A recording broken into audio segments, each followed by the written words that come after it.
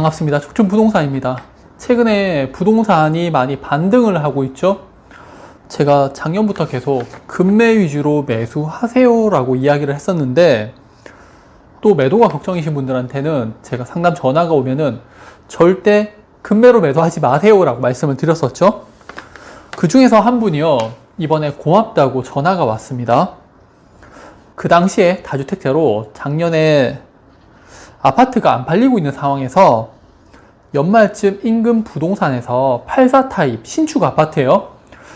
그거를 5억 5천만 원에 매수하겠다는 투자자가 나타났다고 이제 팔라고 하는 거예요. 그래서 남편분은 팔자, 아내분은 팔지 말자라고 해서 저한테 전화가 와서 의견을 물어봤었는데, 제가 그 아파트를 좀 분석을 해보니까요, 그 당시에 동향의 저층 아파트가 뭐 한 5억 3천만 원 정도의 거래가 됐더라고요.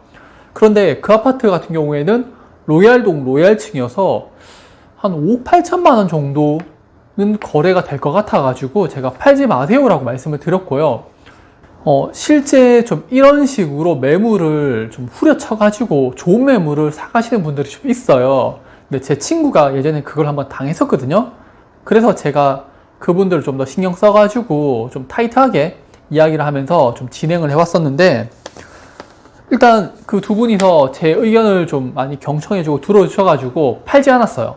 그리고 이번에 연락이 와서 5월 달에 6억 원에 거래가 됐다고 하면서 계약서를 썼다고 합니다. 6개월 만에 그분은 5천만 원 정도의 수익을 올리시게 되는 거죠. 이게 뭐 제가 똑똑합니다, 저 믿으세요, 저 잘합니다, 그런 내용이 아니라 공부를 조금만 하시게 되면요, 누구나 알 수 있는 내용들이에요. 지금 현재 올해 현재 대구 부동산이 반등이 나오는 이유에 대해서 제가 간략하게 좀 설명을 드리도록 할게요. 자, 이는 가계 신용으로 가계 전체 대출이라고 생각을 하시면 되세요. 자, 이를 분기별로 좀 보면요, 보편적으로 부동산이 상승하던 시기에 가계 신용이 한 20조 원 내외 정도로 증가를 하죠.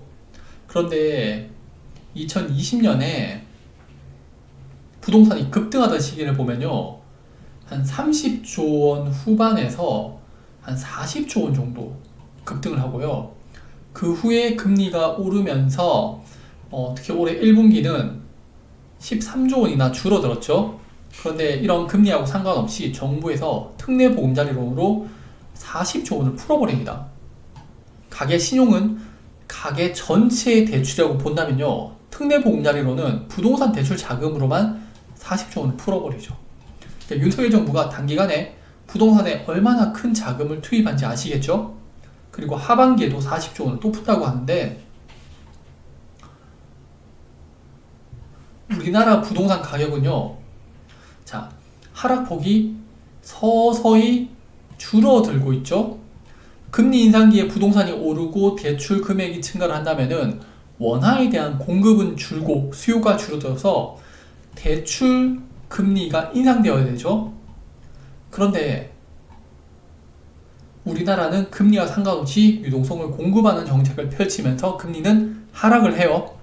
자, 이 내용이 상당히 중요한데, 마지막에 환율하고 연관이 있어요. 자, 미국의 주택 가격인데 계속 하락세를 보이다가 최근에 반등을 보이고 있어요. 여기까지 우리나라와 유사하죠. 그런데 미국은 고금리를 유지하고 있으면서 유동성 공급 정책은 없어요. 반면에 은행들이 파산하면서 유동성이 더 줄었죠. 다시 부동산 가격이 상승하고 대출이 증가를 하면서 미국의 30년 모기 대출은요 6.8%로 증가를 합니다. 다른 요인들도 있겠지만요, 단순하게 수요와 공급의 논리로 보면은 이게 맞는 거죠. 고금리로 달러의 공급은 줄어들었는데 수요가 늘면은 달러에 대한 금리는 올라갈 수밖에 없는 건데, 다시 우리나라로 와서요, 물가 상승률이 3%로 하락을 하는데요. 여기서 두 가지 이야기를 드리면요, 첫째, 물가 상승률은 하락하는데 왜 체감 물가는 높나요? 이게 퍼센트이기 때문에 그래요. 100원짜리 과자가 200원이 되면요, 물가 상승률은 100%인데, 그 다음에 200원 과자가 220원이 되면요, 물가 상승률은 10%인데, 가격은 100원에서 220원이 된 거죠. 그래서 물가 상승률과 상관없이 체감 물가는 높은 거고요. 둘째, 부동산 매매가는요, 우리나라 물가 상승률 품목에 포함되지가 않습니다. 주거는 우리 삶의 아주 중요한 부분이지만요, 물가 상승률에 포함되지 않으면서 부동산이 급등을 해도 물가 상승률이 낮으면은 한국은행은 금리 인상을 하지 않습니다. 그러면 어떤 문제가 생길까요? 자, 바로 이렇게 환율이 급등을 하는 겁니다.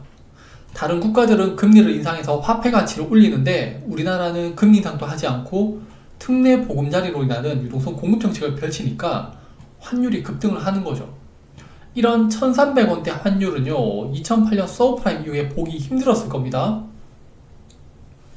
또 최근 이야기가 나오고 있는 GDP 대비 가계부채인데 이제 100%를 넘어섰죠. 이게 왜 문제냐면요, GDP는 정부, 기업, 가계와 수출과 수입으로 이루어지는데 그 중에서 가계부채만으로 대한민국의 GDP가 맞먹기 때문에 엄청나게 위험한 상황인 거예요. 자, 제가 우리나라 부동산이 무너지지 않는다면은 남미형 경제로 흘러갈 수밖에 없다고 했죠.